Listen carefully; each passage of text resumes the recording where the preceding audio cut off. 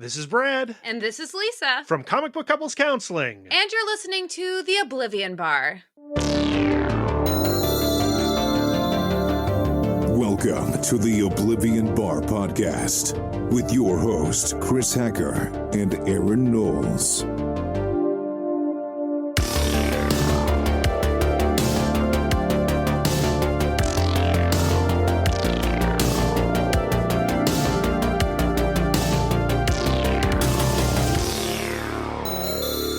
Hello, everyone, and welcome back to the Oblivion Bar podcast. Joining me on the show is the greatest couple in comics.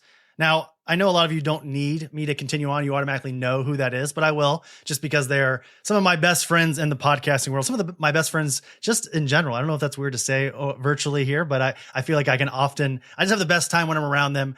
Brad and Lisa Gullickson of the Comic Book Couples Counseling is joining us here today on the Oblivion Bar podcast. Welcome.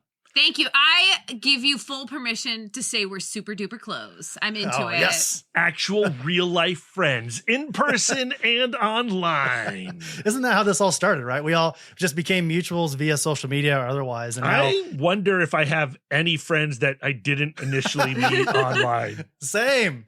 All the people that I talk to are all podcasters now. Not just podcasters too. They're comic book podcasters. So we're all just talking about either we're complaining about our show, or we're complaining about comics, or we're bragging about our show, or we're bragging about a comic we love. It's like those four things usually. Yeah. It's like, well, who do you got coming on your show? Well, everybody that's listening right now, everyone already knows you guys. We've been on the show before. We've done panels, at New York Comic Con. Every time we're together at a show, we do something together. So they're very familiar with you guys, I'm sure. But Chris, I'm going to tell you right now, that is not true. No? I was just at Baltimore Comic Con. Unfortunately, Lisa wasn't able to attend. Bob Harrison of the Pop Culture Squad invited me onto a panel about comics journalism. We do a whole hour talking about the state of the industry, the state of the medium, like tips and tricks, like our best days, our worst days, that kind of thing. And at the end, we open it up Q&A. And the first question is like, hey, I don't know who any of you people are, but I'm curious what you think about blah, blah, blah, blah, blah. And I was like, yeah. Who would win in a fight between Spider-Man and Spawn? I was like, that tracks. Like, I often think that the comic book fandom is pretty small. Like, we're a tight, tiny community. But you forget when you look at the numbers of Absolute Batman #1 selling over 200,000 that actually it's pretty large community. And guess what? We don't get 200,000 listens a week. Not yet. Not yet. Well, yeah, I would say in terms of our listeners, which is, I don't know how many that would even be, but people that listen to the Oblivion Bar know who you guys are because, again, you guys are on the show. We've done things together. So I think they're at least familiar. But I will say, just for the layman, could you please just give an overview of the Comic Book Couples Counseling? We are Brad and Lisa Gullickson of Comic Book Couples Counseling. And the original concept of our show, though we have meandered over the years, is that we take a comic book couple like Scott Summers and Jean Grey, and we take a self-help book like The 5 Love Languages, and we apply that self-help book to the comic book couple, and we apply both books to our relationships to make our lives better. And now we're like, lately, we've just been slamming interviews. And in interviews, we generally try to glean life lessons, either about being a creative or just about life in general, or something thematically related to the story. I think generally we dig into the story. I think that's mostly what the focus of our conversations are. And I think that also does end up separating us from a lot of other interview shows. But our main tenet is that we read books to talk about human existence. That's what stories are for, and that's what comics are for. Yeah. Yeah. I will say, and I'm not just saying this because you guys are my friends, you guys put on some of the best interviews in our, not just in podcasting, but comic podcasting across the board. I definitely will lean on you guys, on Botter Milligan of the Short Box, of course, David Harper over at Off Panel, as some of the folks who just have great conversations with these creators that we love. And, like Lisa, you had said a moment ago, you guys are an absolute heater when it comes to interviews. I haven't seen you guys do a counseling session in a bit because you've just been having some of the greatest creators in the medium on just back to back to back to back. Yeah, we had an episode back in March that was celebrating the 40th anniversary of the Teenage Mutant Ninja Turtles. And then, of course, we started the year talking about Scott Summers and Emma Frost. And we do owe our listeners the conclusion to that counseling session. There's definitely a pin in it. We are going to go back. Yeah. I will say, selfishly, as a Patreon member, I love when you guys are getting together and you just like press record after a movie and just talk through it. That's some of my favorite episodes for you guys because it's just a fun dynamic where obviously, Brad, you're a big, I don't know if the term cinephile is evil or if it isn't. You love movies. I like movies. As do I. Yeah, love movies. Lisa loves movies. I love movies. And I love hearing people talk about movies. I'd say outside of comic book podcasting, movie podcasting is maybe a very close second, if not sometimes the first. So I really love those little segments that you guys put on for your Patreon members. Yeah, we were going to do one for Joker 2, but unfortunately, Lisa couldn't join me to the press screening, and then I saw it by myself, and then I was like, I don't want to talk about this. Seems like a movie you just don't really want to talk about that much. But it is, regardless of whether you like it or not. It's just like one of those movies you don't want to. As a person who loves musicals. Yeah, and I do want to watch it again with you. I just don't know if the world needs us to contribute to the discourse of Joker 2. There's a lot of that right now. Yeah. Well, you guys are on today, not just to hang and talk, which we're going to do, but I do want to get into a little bit of why you guys are actually here, which is extremely exciting. You guys are contributing to a Pots and Panels Kickstarter, which is a food-inspired anthology, from what I understand. Am I explaining that correctly, or is there a better way? It's a comic cookbook. Okay. It has comics and it has recipes, and one of those recipes belongs to us and one of those comics belongs to us. It's an incredible anthology. It's over 400 pages. The table of contents has everyone from Hilary Barta to Steve Niles to Tim Seeley to Phil Hester and Andy Parks, Neil Clyde, and somehow Brad and Lisa Gullickson are in there too. Can we ask how that came about? I see that it was Chuck Satterlee Satterlee that's sort of campaigning and putting this all together. How did you guys get in contact to get involved in this? Well, Pots and Panels reached out to both of us and asked if we might have an idea for this anthology. And I actually really haven't had a conversation with them properly saying why they thought Comic Book Couples Counseling would have an interesting food-related comic to contribute. I'm just glad that they asked. And of course, when someone asks you to contribute to something that has a table of contents that's so rich already, and it was rich already, they were like, well, Phil Hester's on board and Neil Clyde's on board. And Neil had been on the show. So the first thing I did is I reached out to Neil. I was like, is this a legit thing? And Neil's like, no, this is legit. And then I was like, really? And then I said, Lisa, do you have a food related idea? Because I don't know if I do, but we have to come up with one. And I said, I have an idea. You're going to hate it, but this is what it should be. And Brad's response was, no, it could not possibly be that. Yeah, I did. And that's hate it. what it is. Yeah, Lisa had the idea like within minutes of us contemplating joining Pots and Panels. And then it took me like 24 to 48 hours before I agreed with Lisa that was the idea to pursue. Sure. Now, before we get really into this, because I do want to talk about, you guys have 7 pages within this Pots and Panels Kickstarter. So it's not like, it's 7 pages. We're guys. super proud. That's still cool. That's still really cool. Honestly, that's not me trying to downplay it. I'm wondering how much I want to get into it. I know you guys have talked to a couple other podcasts about this. I don't know if they've come out yet, but I just seen through social media that around the time that this conversation will be coming out, I'm sure you guys will be visiting other shows. And I'm wondering, do you guys want to get into it, or do you want to sort of play around the story? I feel like, and Lisa, feel free to tell me if you don't feel this way. I feel like we can talk about it. Chris, you're the only person who has read the comic besides my mom and dad. Okay. All right. Awesome. And then, of course, like rarefied air. Our patrons did get the script. The first people to read it after Gerald Von Stoddard, our illustrator, and Chuck and Jason, they read that script, and patrons, being lovely patrons, said nice things about it. But you're the first person who's actually had the letter layout. And so we're actually a little nervous to talk to you. I actually don't believe in spoilers. So I don't think that there's anything that you could ask where it would be like, that would ruin the ending of the story. So I say ask whatever you want to ask. Unless you don't want to ask us any questions, then we'll just talk about whatever you want to talk about. We will see ourselves out. I want to talk about Preacher. That's why I'm here today. We're going to talk about Preacher. And I tried it once. It was not for me. Sad for our marriage.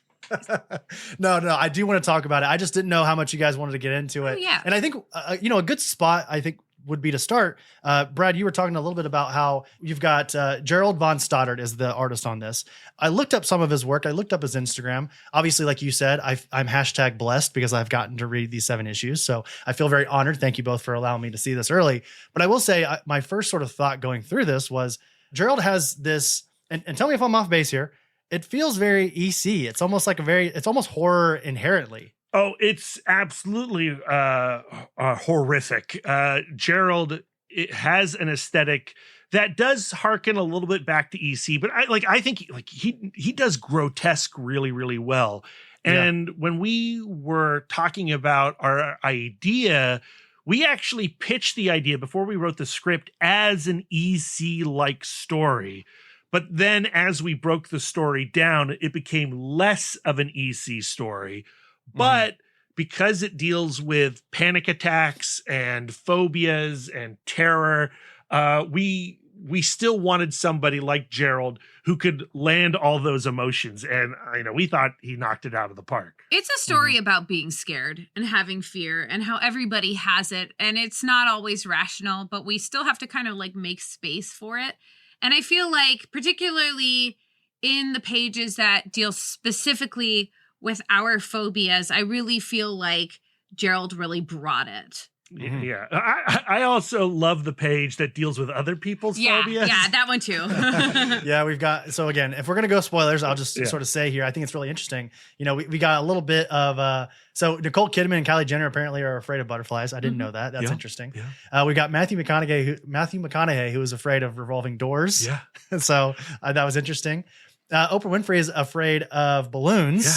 Now, this is, and I think this is probably the most common one. We have Justin Timberlake is, of course, afraid of spiders. He's arachnophobic. Yeah.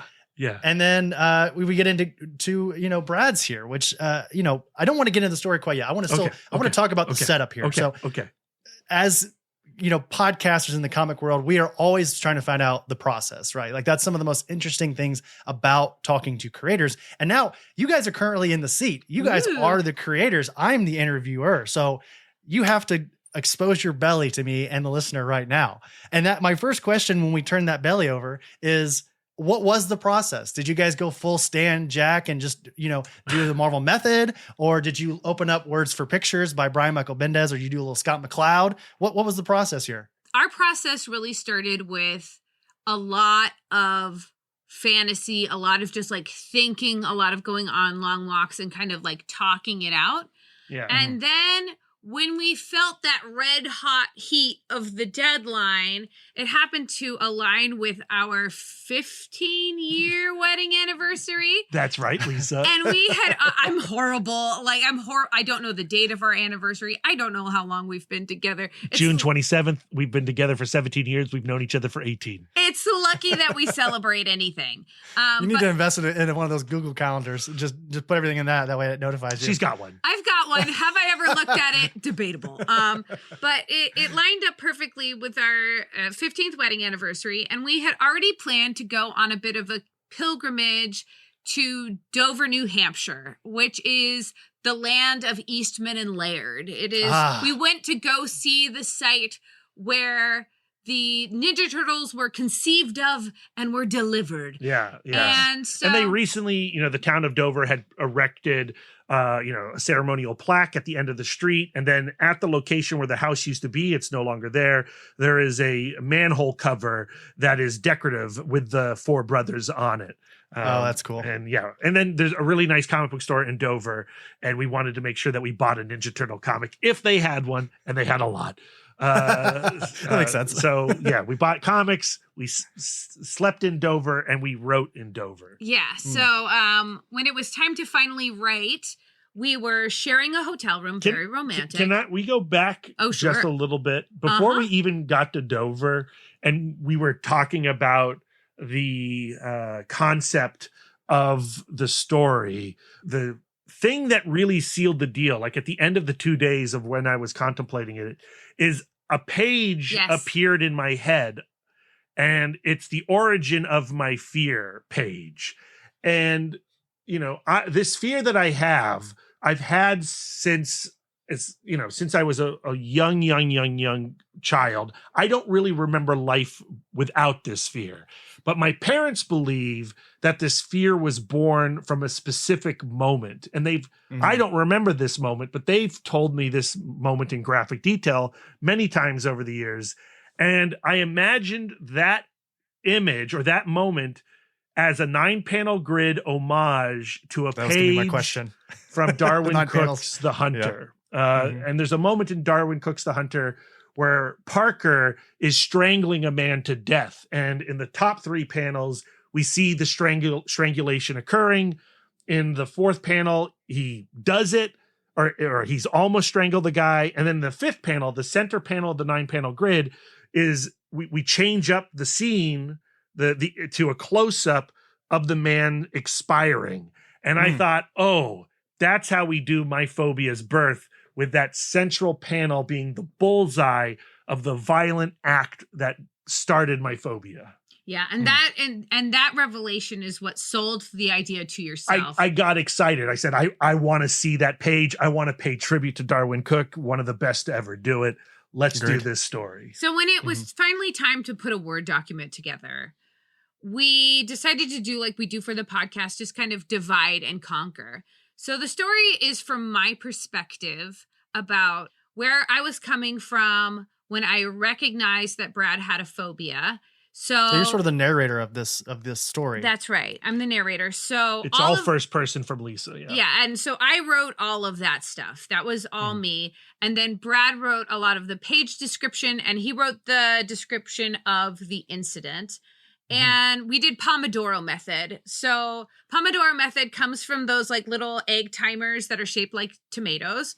And it's for people who cannot focus their thoughts for long periods of time. So we took the timers on our Apple iPhones, not sponsored. Whoa. And, not a sponsor of the show, everybody. And we set it for 30 minutes. And for 30 minutes, Brad would write in the room. I would go out to the hotel lobby and I would write. We found early on that we couldn't be in the same room and write. Because Brad writes on the outside of his body. Like, he likes to talk things out. And Panel 3, sentence 1. SFX, boom. You're being silly. That's actually what happens. Brad does read his writing out loud as he does it. And he asks for a lot of feedback if you are there. He's like, what do you think about this? And I'm like, I'm trying to think of my own thing. And I write on the inside. I'm like the kind of person who you see writing at a coffee shop, where the coffee shop is just like a din of noise and there's like one focused person. That person is me. So I went out to the lobby and I did my assignment while he did his assignment. Then when the timer would go off, we would check in with each other going like, okay, are you ready? And, you know, if we had completed our assignment, we would come back together, share what we had wrote, give each other notes. And like, we actually really shocked ourselves that we could do it. Because like a lot of times, especially like a lot of times when we collaborate, we butt heads actually a lot. There was one other element that you missed. Ooh, see what I'm talking about? We're like not getting along right now. Before we broke off to write in our separate corners, we did write an outline. Is that what you're going to say? We created an outline visually. So I had a little journal and we laid out what the panels would be, what's on the page, and what the panels would generally look like. And on that initial outline, we had 8 pages because Pots and Panels came to us. They said you could have 8 pages. And we're like, well, we're going to use every page. But then in the process of actually scripting it, we were like, we actually don't need this extra page. I think the ending is this 7th page. Yeah. Yeah. Okay. Well, yeah, I just want to go back on a couple of things. Number one, the 9-panel grid.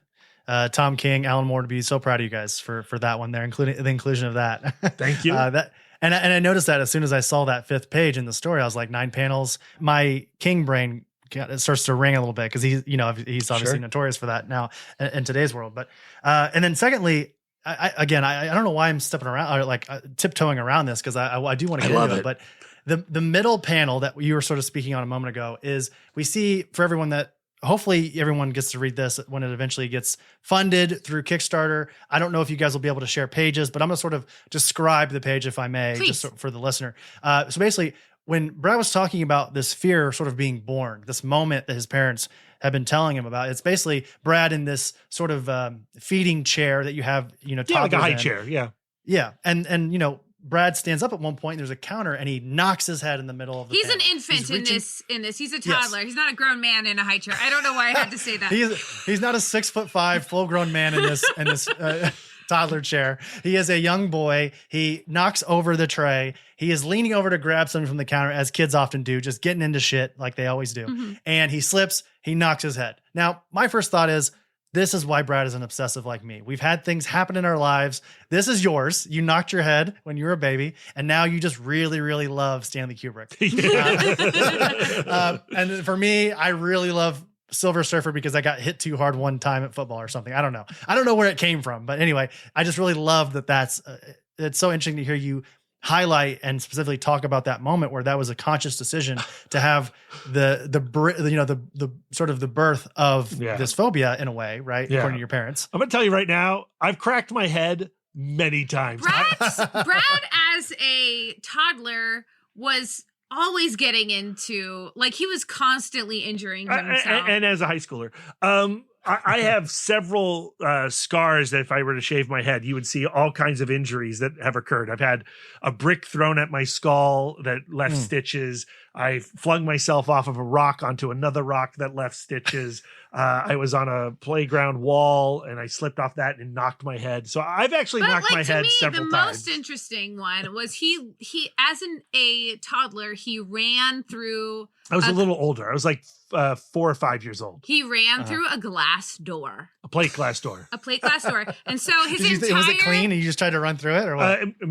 A friend from England was visiting, and we were running around our house in Virginia Beach, and I don't know. I thought the door was open. Door wasn't open, and both of us, and I think actually Anthony went through first. So he hit the glass, he shattered it, and then I came on top of him, and we rolled in the glass together. Yeah, so he has tiny cuts all over his body. Yeah, but that was not the incident. Like, Brad's not afraid of windows. No. That had no psychological repercussions. Yeah, but on my dad it did. Pulling all the glass out of my body. My tiny Brad. Lisa, I think that's a great transition into, why do you think your parents think that, and we'll get to the fear, everyone, here in just a moment. I think it's very interesting. Because the story is called The Vegetable. So we can infer that this fear or this phobia is dealing with a vegetable. Brad, why do you think that your parents attribute this moment to your phobia? Because I think that the vegetable fear that I have, that is very serious. And when I was younger, it was even more so and caused scenes in my parents' lives. They had to make sense of this very irrational thing. And so they go through this whole process of, well, was there ever a violent moment, or was there ever a memorable moment involving this vegetable that would then subconsciously create a fear in our son? And they go, well, there was this one time where he was eating this vegetable and he cracked his skull. And then there's another element where I was getting all the x-rays done. And when they had me strapped into this little baby papoose, as they unwrapped me, then all the vegetables rolled all over my body. So gross. I don't even like talking about it. Oh my gosh. And the image of the vegetable post-accident, with all the vegetable mixed in with the blood, plus the crying baby screams, and all the stress that my parents were experiencing in that moment, I think just creates a really memorable parenting moment. And if you suddenly have a son who's afraid of this thing and you have this story to attach to this fear, it just makes sense. Whether that's actually true or not, I don't know. I feel like the question of life is, why am I the way that I am? I mean, I think a lot of it goes to, like, when we enter this world at the time where we're seeing everything for the first time, we are so dumb. like as kids, we're just so, like as babies, there is no one dumber than a freshly born baby. And it's just like, and that's when you learn, like, this is what your life is going to be like, you know? Yeah. Like, it's going to be like, you're just going to be sitting eating a vegetable, and then all of a sudden you're going to experience horror, and that's life, baby Brad. Welcome to the world. Yeah. Now, okay, I don't want to name drop here, but this is interesting. I feel like we're treading onto a conversation in our episode that we had before we went on our hiatus over here at the Oblivion Bar. We sat down with Brian K. Vaughan. We talked about how Hazel has little pieces of not only Alana but also Marco, right? And we both came to the conclusion, and I'm sure Brian already had this because he's a genius, but he sort of thought that as babies, as young people, as freshly born people, we sort of come into the world half baked, right? Mm-hmm. Like, of course, we pick up certain things from not only our parents, but people around us. But some of the things about us, some of the most important things about us are just sort of ingrained in us for whatever reason. And I bring all that up to bring up this. Brad, you said something a moment ago that I found really interesting as well, which is you said it was an irrational fear. This fear that we're talking about in this story is irrational. And it made me think for a quick moment. I remember thinking, well, what's my fear? What am I afraid of? Because as a Midwestern, relatively athletic man, I don't feel fear on a regular, even semi-regular basis. Like That's gonna be great. Right. Yeah. That Like as sounds a woman, I'm sure dream. you walk out of your apartment, it's fear, just in big pink balloon letters in front of your face. For me, it's not like that. I can go to the bar by myself. I can go to the movies by myself. I can go on a run by myself. I can do all these things. So it made me think, what am I afraid of? And for me, it's heights. And heights is one of those common fears, right? Like it's one of those things that a lot of people get because it's sort of fight or flight. When we're up high, we think if we fall, we're dead, right? That's a rational fear. Well, That okay. is more rational than Brad's fear. Well, here's the thing though. I make all that point to make this point is that I think all fear is sort of irrational, right? Fear is a reaction that we have to save ourselves. Like it's almost like our fight or flight is taking over. And we think if we do this thing or if we experience this thing, something bad is going to happen. So I just stay away. But like, I do think that fear does serve a function, or, you know, Sure. Especially, you know, in our Cro-Magnon days. But, you know, and to this day, right? Like, you know, oh, I'm afraid of fire. So when I'm cooking on the stove, I know to be careful and cautious because I have touched flame before and it hurts. You know, when you're chopping things up, I'm afraid of cutting myself because once upon a time I cut myself and I had to go to the emergency room. You know, I think there's degrees of rationality when we're discussing fear. And when you have a fear that few people share, you feel very othered. And, you know, my fear became very embarrassing. And it's a big deal that I'm putting this out in the world because I am also afraid that then people will then tease me by sending this vegetable to me somehow. And please, I'm begging you, do not do it. this. Do not do that. No. Do not do it. It's a legitimate fear. Like it grosses him out. Yeah, it's beyond gross. Like, I mean, It's skeeve. It's a scary. skeeve. It's No, scary. Sure. It's scary. It shouldn't be. It's kind of dumb that it is. And the other thing you hear is like, well, you just got to grow up. You know, you got to grow up and deal with it because you're going to encounter this vegetable. And guess what? I do encounter this vegetable quite often. And I've become a fan of a lot of food that involves this vegetable. And I've been able over the many decades that I have lived to enjoy food with this vegetable by kind of creating a black hole in my mind as I eat this thing. But like one thing that I think should not be missed is that Brad is not the only person with this fear.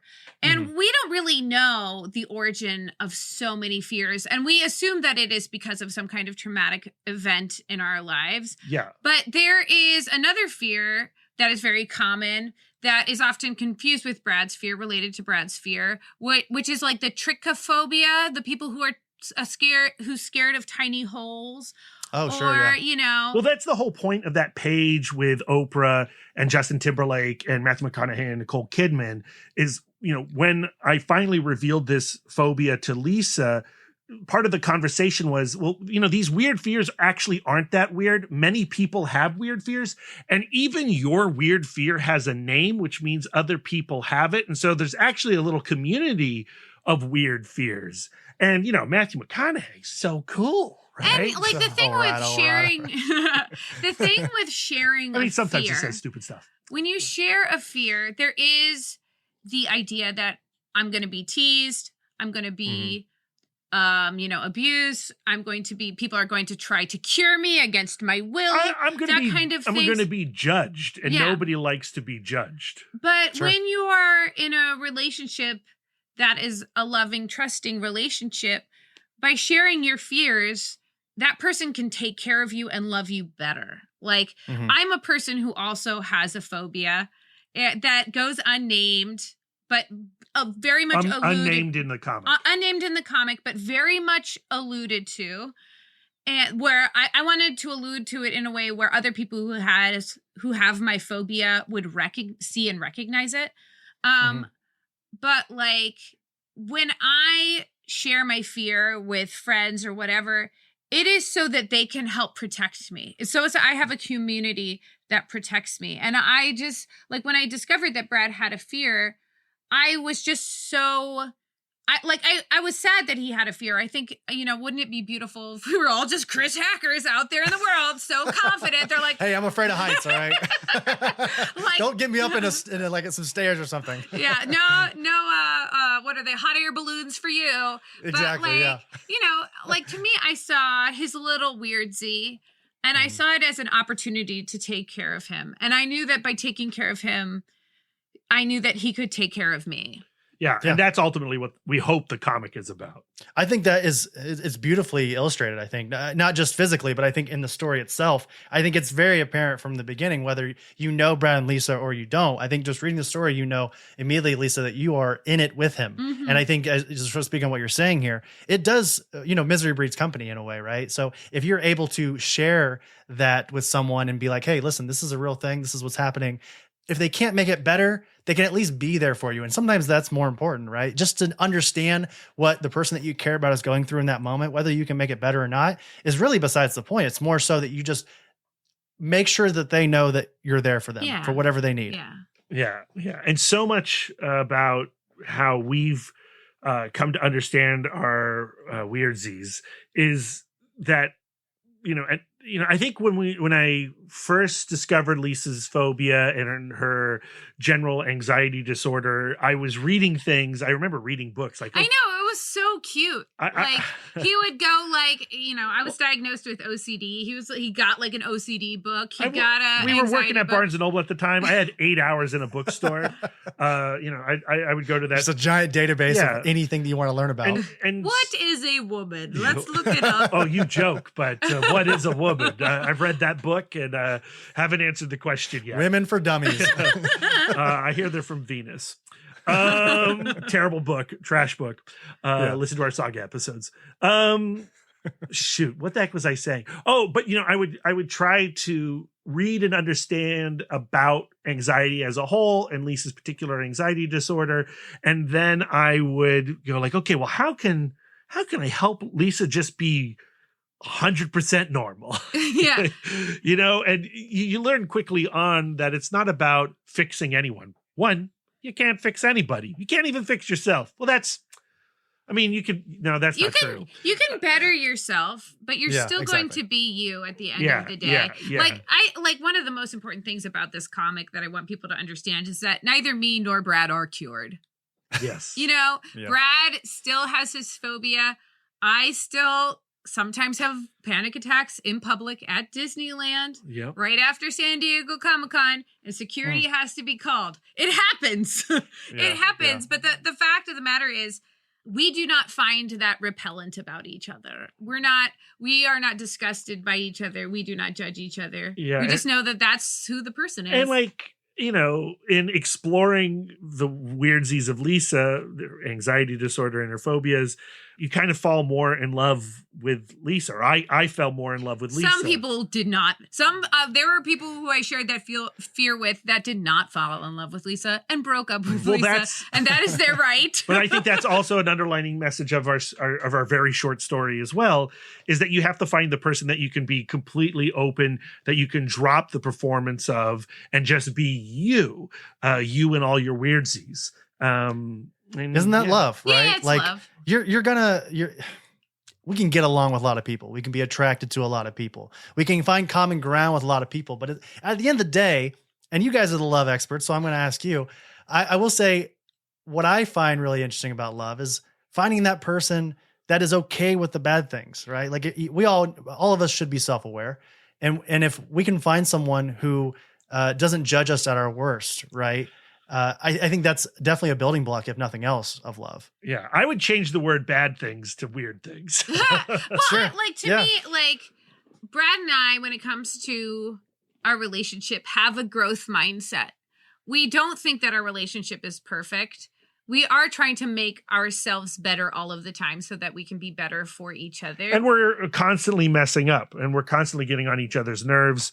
It may have happened during a podcast recording session. But like to me, like it's less about like getting fixed and more about growing and adapting. Like you look at a tree. Yeah, you look at a tree that grows through a sidewalk. You know what I mean? Or you see, like, I don't know. Are you the tree or are you the sidewalk? My anxiety is the sidewalk and I'm the tree. Okay. And I'm just like, nobody's walking here. That's the point. That's a Captain America quote, right? You gotta like an oak tree. You gotta stand there tall. Oh, That's yeah. right. That's right. Yeah. But like oak trees, they're not perfect. Right. That's my message today is fuck oak trees. Am I right? If you take nothing else from this episode, fuck oak trees. All right. It's all we like birch over here. That's it. That's Nothing right. else. I don't know if our listeners, I've claimed your show as mine. I'm sure a lot of our listeners are the same. I'm sure. I don't know if our listeners can tell or not, but this is the first time that we've ever really talked about this story. It's the first time we've ever really talked about these fears, and we're learning how to talk about them. So I feel more vulnerable talking about the 7-page short story than I've ever felt on the 5 years of Comic Book Couples Counseling podcast episodes. It's a hell of a thing to go like, this is who I really am. Yeah. Well, we said we were going to expose those underbellies. Don't here in this unsubscribe. No. This is good. This is all good stuff. And, Brad, honestly, if I may, I feel so appreciative that you guys allow me to read this early. And I'm obviously going to back this. I hope everybody that's listening to this backs this at some point. When does this go live? If they can afford it. Sure. Yeah, of course. So I believe it's live right now to your listeners. It launched on October 7th. October 8th. Oh. October 8th. October 8th. Yeah. Okay, cool. Yeah, so it will already be live, everyone. I will have a link in the show notes just for everybody, just in case. But of course, Pots and Panels over on Kickstarter. But my exposing goes a little further here, Brad, and you can tell me no if you want. But I'm just curious because I was talking about my girlfriend. I was talking to my girlfriend about this the other day, about my fear. Again, the heights is one thing. I sort of view this in horror films as well, right? Like that's why some of us love horror films. We are in October after all. This is the spoopy season. So we like to sort of trick ourselves into fear. Like I love whenever I get swept up in a horror film. Same. It makes me feel It happens less and less as I get old and old and old and older. Exact same. And I want to peel back a layer here, Brad, if you don't mind. We talk about we get looks at this fear throughout the book in these 7 pages that we have here. And of course, Lisa is narrating this whole thing. I'm curious from your perspective, what does this feel like for you? When you see this food, which this is, again, it's a vegetable. Can I say what the vegetable is? Yeah, sure. Okay. I don't know if that bothers you or not. It's yeah. peas, everybody. He It's doesn't like peas or peas. it's small circular things. It's pulsophobia. Yeah, and mostly it's peas, but it can be anything. It can be blueberries. It can be Can you do a boba tea? earrings. No. Well, he can, but he has to really disassociate. I like boba tea, but it's like, like the thing I love the most that involves this vegetable are samosas. I love Indian food. And you'll bite into a samosa, you'll be like, this tastes so good. And then I'll catch it in the corner of my eye. And then I will get a shudder. A shiver. That ripples across my whole body. And I have this thing, and I don't know if this is imaginary, but I call it the wavy eyeball. Oh, sure. Yeah. Where I feel like a ripple, like a whirlpool go through my eyes. In my imagination, if you're looking at me when I see one of these things, like my eyes roll all the way back into my head. It does get pretty close. He does look pretty disgusted. Yeah. And do you get the sweats? Yeah. I mean, I am super sweating right now, actually. And I get really, really hot. And depending on my mood on the day, it can be worse or not as bad. There are days where I'll encounter it and it'll be like no big deal, But even if I'm walking down the frozen vegetable aisle and we walk past this wall of frozen versions of those goddamn things, that'll bother me. I was at the grocery store with my dad not too long ago, and he wanted to go down to the vegetables because he wanted to go to the Brussels sprouts, but the Brussels sprouts were right next to that thing, and I didn't like it, and I just turned my back to him. Yeah. They're just like, I'm going to the magazine section, Dad. I'll see you in a bit. But it's not like the fun fear. So we both love horror movies, and we do like that kind of we watch true crime. We really horror movies, roller coasters. I love heights. When we were in Chicago, of course, we went up to the top of the Sears Tower. I know it's not called that anymore, but come on, it's the Sears Tower. And I loved going into that glass box and just floating above the city. That would be me sweaty and squiggly eyes if I was up there with you guys. We flirt with the darkness, right? But we would not flirt with this. We would not watch a movie that centers around any of our phobias. And it will happen occasionally, right? I can think of a movie right now, Frailty, a great film with Bill Paxton, but there's a dinner table sequence and there's a big bowl of peas on the dinner table in I can't remember which, I think it's the first dinner. And I think about that dinner table to this day. That movie's old. Does it feel like peas are sort of exiting our culture a little bit? Like I don't see peas as much as I used to. Yeah. For Brad's sake, I hope it really is exiting. Well, luckily they're a spring vegetable, so we are entering fall. So we're entering a safe zone. Yeah, but I have gotten so much better, everyone. I promise you. I can eat samosas. I can have boba tea, but it's one of those things where I just have to tell myself I like boba tea as I'm drinking it. This is great. I love this. It really is a love tank thing. Yeah. If he is low anxiety, happy-go-lucky, he can deal with whatever. But, we all know when we are on the edge, just stress-wise, self-esteem-wise, maybe love tank-wise, we're feeling hurt. And we don't want to be messing with the things that make us feel the ick. Oh, well, yeah, like I said, I found it really admirable that, Brad, you were able to do this, sorry, I'm interrupting you. No, go ahead. He's so excited. I'm so excited. I'm so nervous. I'm so squigged out. That was the thing when Lisa pitched me the idea. It's like, the story we should really write, it should be a memoir and it should be about your phobia. And I was like, no. But as I was thinking about it, and as that Darwin Cook page came into my mind, I think because it was so scary to me, or so not scary, but evocative, such a ridiculous idea, because I rejected it so quickly. I was like, well, maybe I should run toward that rejection because it is pretty weird. And maybe that is interesting. And I don't know what other types of stories are going to be in this Pots and Panels anthology. I've seen them now. There's lots of good stuff, a lot of different genres, a lot of different styles. There are other horror stories in there, but there's only one story about the vegetable. I think it fit the assignment so well. It just made sense after I thought about it for a couple days. Mm-hmm. What was the recipe that you guys provided for this book? Are you able to say that yet? Yeah. It's a casserole version of vegetable pot pie. And early in our relationship, after I found out Brad's phobia, I had diagnosed Brad's phobia from my armchair.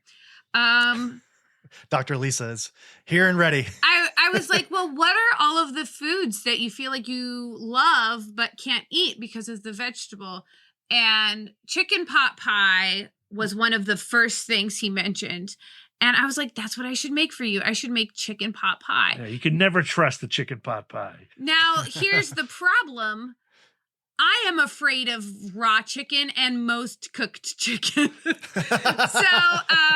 So it took me a long time to get around to even this iteration of a casserole version of a pot pie. So it is a highly adaptable recipe. If you're afraid of any of the vegetables or any of the ingredients, they're easily swapped out.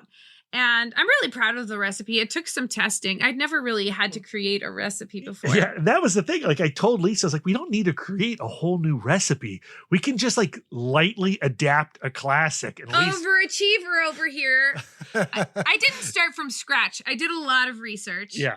And I came up with something. We tested it. It's yummy. Yeah, we're gonna test it again. It's squick free for us, Yeah. which is very good. No wiggly eyes included. Yeah, and it's a sneaky vegan recipe. So if you're vegan, it is very it's vegan forward. And if you want it to be not vegan, you can use whatever you want.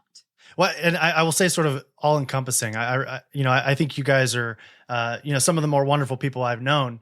And I think this story not only highlights what's so great about you guys, but it also sort of highlights how we should all react to stuff like this. We talked about it multiple times throughout this conversation that, when people present their fears, or if they do expose their underbelly for whatever reason, I catch myself, and I want to tie this all together, is that my reaction often is to laugh. That's how I rationalize things. And I asked you, Brad, about how you handle things when you're afraid. That's how I handle things when I'm afraid. If I am freaked out, I sweat and I laugh. I don't know why that's my reaction, but it is. Yeah. And, I think what this story does so well is that you guys are there for each other. That's what I'm trying to say here, is that the whole point of this whole thing is that regardless of what you're afraid of or whatever your thing is, if you've got someone there to lean on, none of this is weird, actually, in my opinion. I think it all is fine because eventually you're going to have someone there that you can lean on. Yeah. I because of my anxiety disorder and my just being a generally anxious person, I did face a lot of rejection and judgment and teasing and those types of things.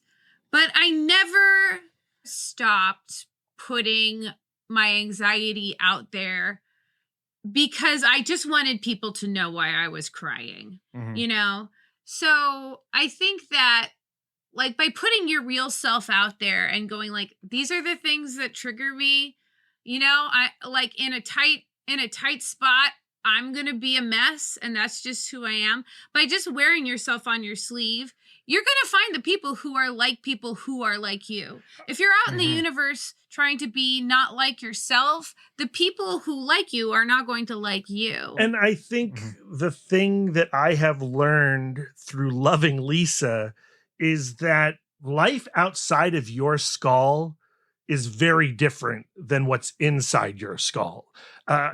So often you'll approach something. It could be an idea. It could be a comic book, a piece of art, and you're going to judge it based on your being, your experiences, what has made you. And sometimes you get caught in the trap of, well, that's how anybody would judge this thing, right? But the people around you are living entirely different experiences, and we're all on so many different types of spectrums that the best thing that we can do is be curious about what actually is going on in somebody else's skull and not assume what's going on in somebody else's skull. Yeah, we're all unreliable narrators in a way, right? Well, that's true too. Lisa, you sort of alluded to this earlier. I am so unabashedly Chris at all times. And I think it's just because I ceased caring what anyone thought. And sort of what you guys were saying in terms of you sort of just have to be yourself, and the folks that like you do, and the folks that don't. And that's not, there's nothing you can help. People are going to not like you for no reason. People are going to love you for no reason. But I think it's really important that when we find someone like you guys have found each other, and people in our lives who accept us for who we are and fully embrace that, and also cater to certain things in that other person's life. We got to hold on to that. We got to grasp at that. We need to keep that close. And I think that's very, very, I almost said sweetly. That's not a word. It's very charming and perfectly illustrated in this 7-page story. Oh, I think you. just with peas, which Brad doesn't love. So I think we got about 10 minutes here, and we continue on. I don't care, but I want to talk about just podcasting comics, because when we're together, every time that us three are together, or us three with other people are together, we're often just talking about all types of things at the cons and such. We're going to be at New York here in about 2 weeks. Everyone that's listening to this right now, we're probably already there, the 3rd week of October. What are you guys doing to get prepared? You guys often have these incredible schedules of not only creator interviews, but panels and what have you. What's some things that you guys are getting prepared for, if you can divulge? Well, this is going to be one of the most unique convention experiences of our lives. October is nuts, for Comic Book Couples Counseling. I don't know how all this happened, but we were invited by Reed Pop to host the Harvey Awards on Friday night. We're so excited. That's amazing. That is surreal. Making a comic is surreal, and being asked to host the Harvey Awards on the centennial of Harvey Kurtzman, a cartoonist that we consider to be one of the founding fathers of comics. You put him up there with Jack Kirby and Will Eisner and Bill Gaines and Siegel and Schuster and Charles Schultz. And Kurtzman means so much to this community, and whether people know they are being influenced by Harvey Kurtzman or not, they are being influenced by Harvey Kurtzman. So to lead the Harvey Awards this year is an immense honor, and we are crazy nervous about it. Yeah, so a lot of our energy is going towards preparing for that. But we also have a ton of episodes coming out. When we came out of San Diego Comic-Con, we had got so many interviews that we're like, okay, well, we're going to have to put out 2 interviews a week to get all of this stuff out. And then it turned out to be 3 interviews a week. And we're like, we are never doing this again. That was way too much. But now, as we're preparing for New York Comic-Con and everything happening with DC and the All In Initiative, and then also getting opportunities, connecting through the Harvey board and all that stuff. We're doing 3 episodes a week these 2 weeks leading up to New York Comic-Con. And we are so excited, and we are also overwhelmed. Yeah, we don't do well at saying no. We're pretty excitable people. So when opportunities present themselves, we grab at them. And we're learning to manage our schedules a little bit better. But we're really exercising how much can we do? Yeah, how much can we do? And in 2 weeks without completely losing our minds. Yeah, and the Harveys is a situation we've never done before, and it requires a lot more prep, a lot more conversations. A different type of prep. Yeah, with people at that manage the Harveys every year. It's exciting. We're nervous about it, but we're also confident about it. It's going to be a good time. Yeah. You guys working on your rat-a-tat, little jokes and all the things? We haven't even started scripting yet.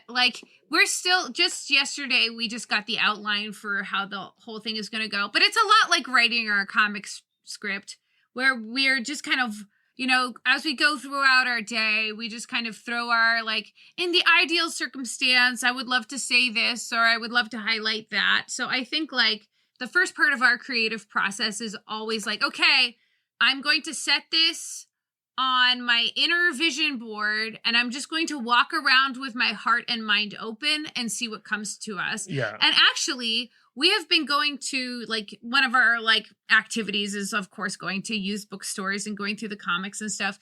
And literally, there hasn't been a place we've gone where something of Harvey Kurtzman hasn't fallen into our lap. So right now, we're very much in the capturing the spirit. We're reading a biography of Kurtzman. We were already huge Kurtzman fans going into this, but as we are approaching the big day, we want to make sure that we're living in the life of Harvey Kurtzman. And so, like Lisa said, these books are just jumping off of the bookshelves for us. And it's like, oh, we got to get that. We got to read this. We got to read that. And I think if we can just accomplish one thing, is just be reverent to Harvey Kurtzman while we're up there. Of course, like the thing that makes the Harvey Awards different from, say, the Eisners is it's a closed audience, right? You know, it's really just the industry that's in attendance, observing the awards and the presentations and the speeches. And so with that, it's got a very different vibe, but also the industry is there, Chris. Yeah. You know, like Marie Javins is there looking at you. You're just like, oh. She's got Heidi McDonald looking at you. Yeah. But upside, it's like not 3 hours long. Yeah. Like, sure. It's 90 minutes. It's 90 minutes, and their categories are very like volume focused. Like, they don't have like best writer, best letterer, you know, like that kind of thing. It's more like the broader categories. Yeah, they like to celebrate the entire work of the comic. Yeah. The entire work. Yeah. So, I didn't realize it was only 90 minutes. You guys, how many jokes can you guys fit in 90 minutes? That's crazy. Not going to be many jokes. No election jokes. What's going on? No jokes, no musical numbers, utterly sincere. Like, honestly, the only guidelines they gave us is like, hey, we would love it to end early. If you guys can knock this out in a solid 80 minutes, we are good to go. Yeah. Oh, man. Well, you guys are nothing if not studied. I'll say that. Anytime you guys do anything, it feels like you guys are prepared and ready to go, whether you guys really are or not. It comes across that way. So I have no doubt that you guys will absolutely kill it. Now I just need to figure out a way to get there. I want to see this thing happen in real time. So I'll be your guys' cheerleader. Anytime you guys bumble or do anything, I'm like, woo, yeah. But and I've said this, at least I've told you this. I'm going to tell everyone here, and Brad even told you this when we went to Third Eye Comics earlier this year. Lisa, you have been absolutely killing it with the color commentary, Jesus, on the show. Oh. You are like the ultimate funny guy. Oh, that's so funny. Like, you are legitimately, unironically hilarious in every episode of the Comic Book Couples Counseling. That is so kind. It's not like you haven't always been, but I feel like within the last like year, you have like totally embraced the role of just like funny guy. I don't know if I'm like embracing a role as much as I'm just like interviews are so uncomfortable for me. And so when I do them, like, so even when I'm doing the intros and outros, I'm thinking about how uncomfortable I am talking to strangers. And I think like the silly billiness is kind of like how I cut tension, I guess. Sure. You know, I don't know. Like, I grew up in a funny family. All of my siblings are hilarious. And I think it's just, I don't know. I would love to take the compliment, but it's fully a defense mechanism. I have no control. You're like, no, I can't over it. take this. I apologize. Here are all the excuses of why I'm like this. Here's why I'm like this. I'm uncomfortable in my skin. Is that good podcasting? It's true. Yeah, that's how everyone, if you want to be funny, you just have to be really self-conscious. Oh, That's man. how you do it, everybody. Yeah. Well, I want to, of course. Yeah. And I want to quickly just go through some of the guests you guys have had on recently. And then maybe we can talk about maybe some people you'll be talking about at New York. So we've got Gail Simone was on recently talking about Misty, Jason Aaron talking about TMNT, Wes Craig talking about Kaya. We've got Joey and Sean over at the pedestrian crew, Joshua Williamson, Tom King, and Daniel Sampier. That was a good one. I like how Tom just like kept butting in your guys' conversation that entire That was time. so funny. Junie Ba on for the third time. Yeah. Been on a couple times. Yeah, 3 times. We're huge fans. Ram V, that's, Brad and I, we talked about this conversation far in advance. We had Ram on the show here talking about, well, actually we had both Ram and, why am I spacing his name now? Dan Waters? The artist. Oh. No, the artist. Evan on, Cagle. Thank you, Evan Cagle. We had them both on, and that was a tough interview, and I think you guys absolutely killed it with that, talking about Jack Kirby and the New Gods book that's coming out here soon. We got Mark Waid and Mariko Tamaki. Jesus, I couldn't say her name. Talking about Batman, Superman, all the things. James Tynan talking about Tiny Onion. Oh my gosh. There's, Heather Antos, Ryan North, Daniel Warren Johnson, Riley Rossimo on again. Alex Ross and Brad, I texted you this as I was listening to the conversation with you guys, with Alex Ross and Steve Darnell talking about Uncle Sam. Honestly, might be my new favorite CBCC conversation. It was so great. That was really special. That was a great conversation. They were wonderful. Yeah. And, you guys often put on a good conversation, but it was so great to hear those just true geniuses talking about this book, a book that was pretty unsung Yeah. for a long time. And I think this election edition, if you want to call it, I guess that's what it's called, has hopefully exposed it a little bit more. It was just a great conversation. It was, if I were to present what you guys do so well on the Comic Book Couples Counseling, I would hand them this conversation with Alex and Steve. I think like the special sauce for that one is that they are such old friends. And, you know, a lot of that conversation was just Brad and Lisa, like giving permission and getting out of the way. Yeah. Aren't those the best interviews though, right? So Just good. like, The put a let coin them in. talk. Exactly. Yeah, really Yeah. proud of that. I mean, I think the last 3 months have been 3 of the best months of Comic Book Couples Counseling's career, lifespan, history, whatever you want to call it.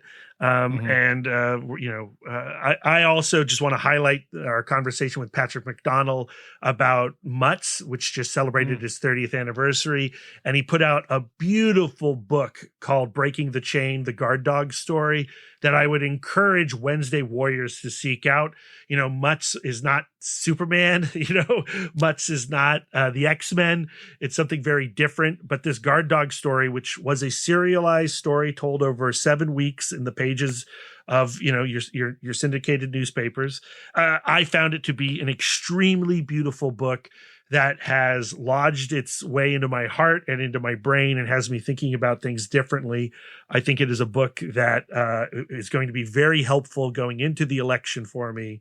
And Patrick McDonnell, as a human being and a cartoonist, is somebody that I am, you know, folding into my, you know, titans of comics. Yeah. Sure. Yeah, I will say that that interview with Patrick, which I haven't had a chance to listen to yet, but it's interviews like this, because of course you talked to Scott Snyder and Christian Ward here recently as well, but it's conversations like those that, again, I think, and I apologize for buttering you guys up continuously here, but No, keep doing it. I like it.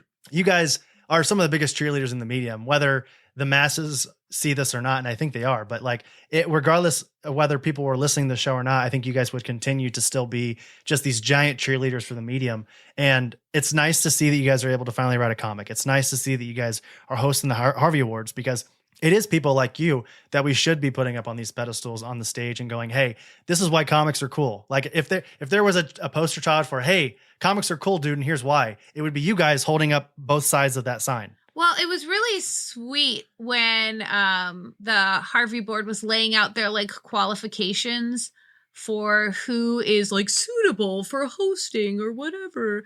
And it really came down to, we want people who really love comics and know their stuff. And, you know, like, and I think that we would check.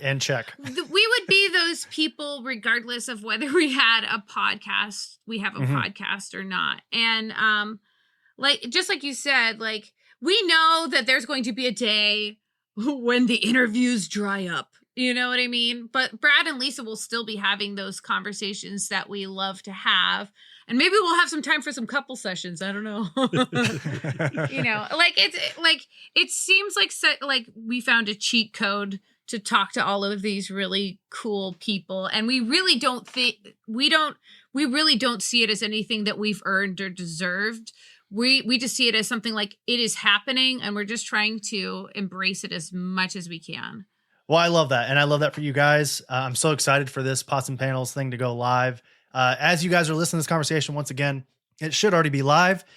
It'll be all over the socials, of course, and we'll go over that here in just a moment. But also check the show notes if you guys want just an easy access to support this awesome Kickstarter. If we want this thing to become real, now is the time to do it. And I think supporting things on Kickstarter has become sort of a new thing for me. I've been doing it a lot more recently than I used to. It's addictive. It's a rewarding feeling, man. It's really cool to support people that want to get things done. And, you know, sometimes the publishers don't believe in it or they can't for whatever reason.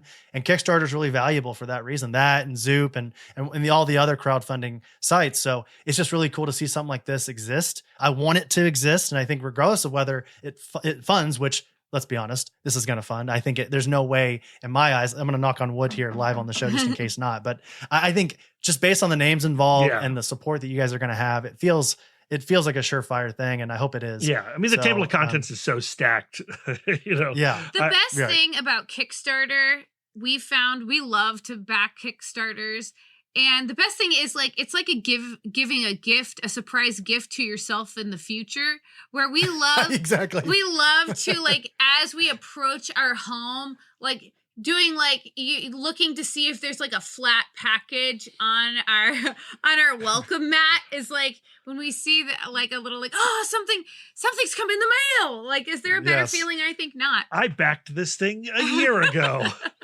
Exactly. I do the same thing with pre-ordering because I'm a big physical media collector when same. it comes to movies and obviously comics and everything.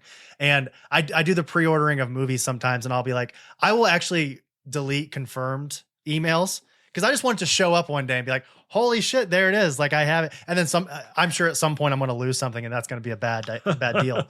But for now, it's fun that like I just show up and there's, the 30th anniversary of South by Southwest on my doorstep. I'm like, awesome. I'm not South by Southwest. Jesus, that's the film festival. Talk about North by Northwest, everybody. Both are good. Yeah. But yeah, that's sort of my approach to it. But I think we're sort of nearing the end here, everybody. And I think, if we haven't articulated how important and how awesome this whole deal is, just rewind. I can't talk, everybody. I guess I should just say here at the end of this conversation, this is the third interview that I've done since we've been back. That's a big day. Everybody, the Oblivion Bar has obviously been on a hiatus for the last 3-4 months. I would say 4 months technically, because we interviewed Brian K. Vaughan a month before we put out that conversation. So it's been about 4 months since we've been interviewing. So I got to get back in it, everybody.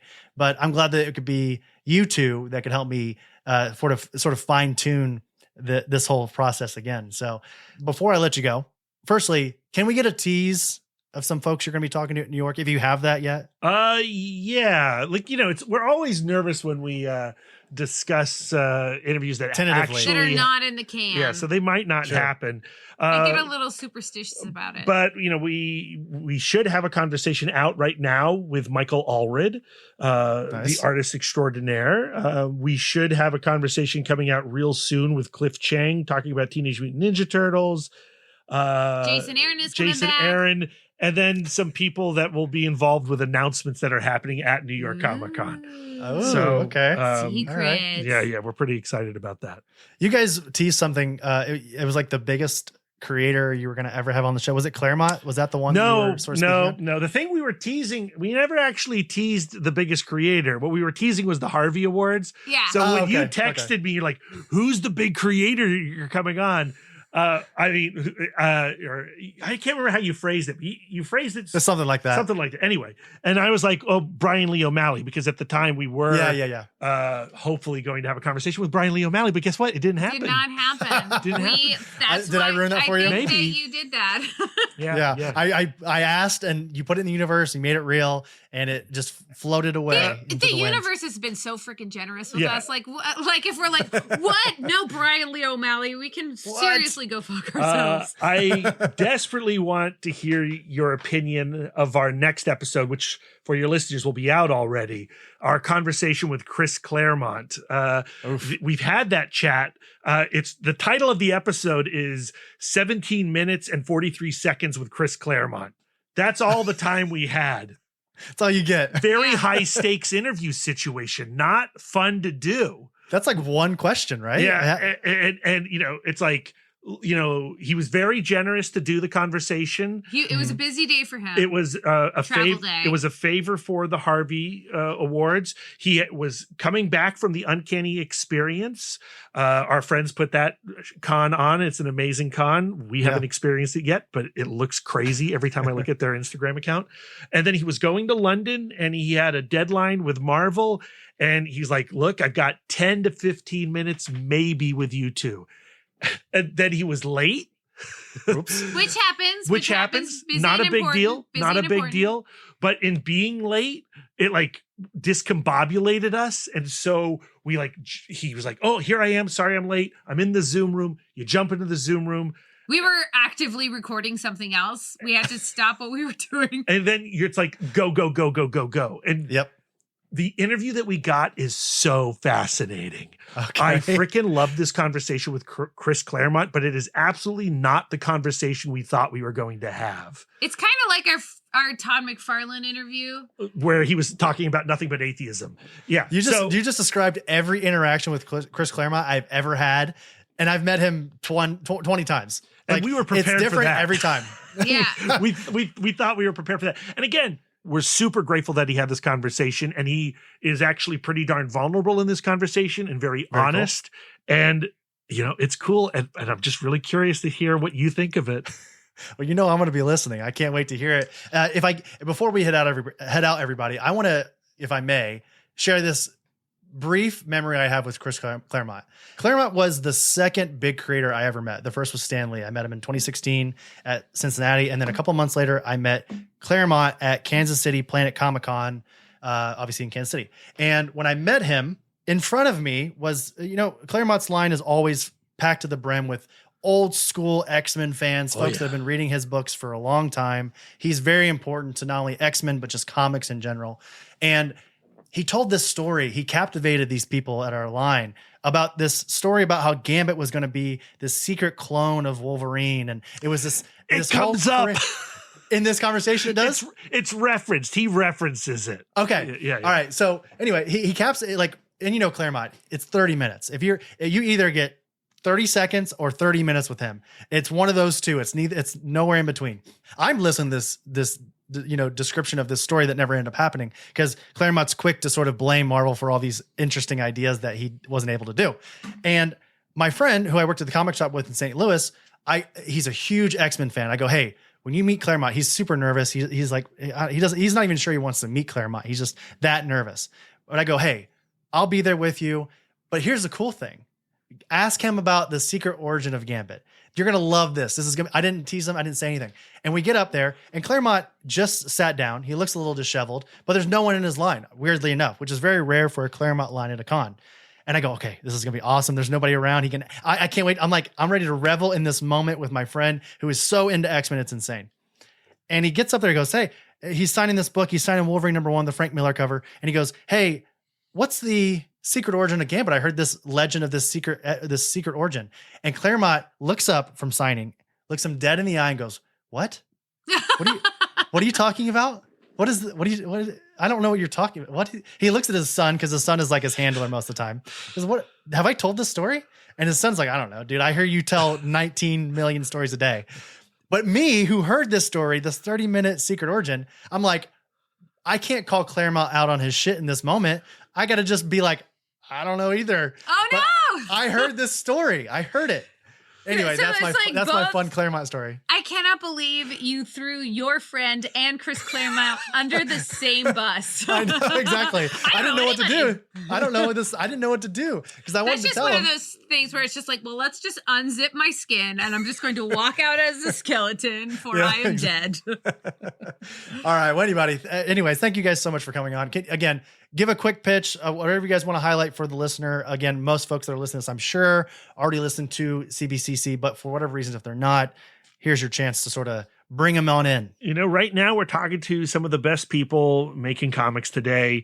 Obviously, we're talking to Chris Claremont. We just also spoke with Nick Dragata. We went full spoilers about Absolute Batman #1.